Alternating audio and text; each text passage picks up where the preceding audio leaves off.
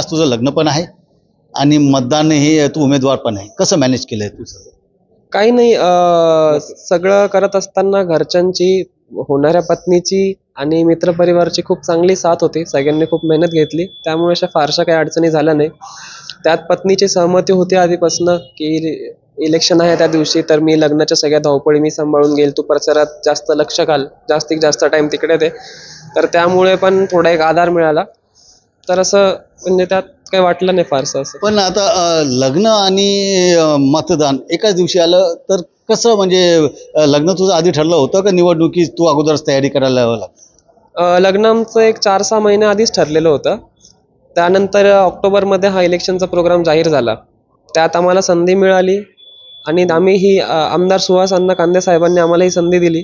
तर आम्ही मग ही इलेक्शन लढवायचं ठरवलं आणि त्यात मग आता सगळ्यांची हेल्प खूप चांगली होती. सगळ्यांनी खूप मदत केली. त्यामुळे आता ते असं अडचणीसारखं काही वाटलं नाही आम्हाला पण. अ, तू प्रचार करताना मतदारांकडे मतांचा जोगवा काय मागितला? मी मतदान करत असताना लोकांना माझ्या लग्नाचे आमंत्रणही दिले व त्यांना सांगितलं की आहे रूपी मतदान हे मला त्यांनी टाकावे, अशी मी त्यांना विनंती केली. आणि मला नक्की खात्री आहे की लोक हे आहे रूपी मतदान मला टाकतील आणि त्यांची इच्छा असेल तर नक्की उद्या विजय आमचाच असेल.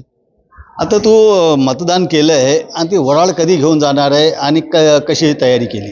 मी नेमकं आत्ताच मतदान करून आलोय व आता संध्याकाळी आम्ही वराड घेऊन निघू नाशिकला मग.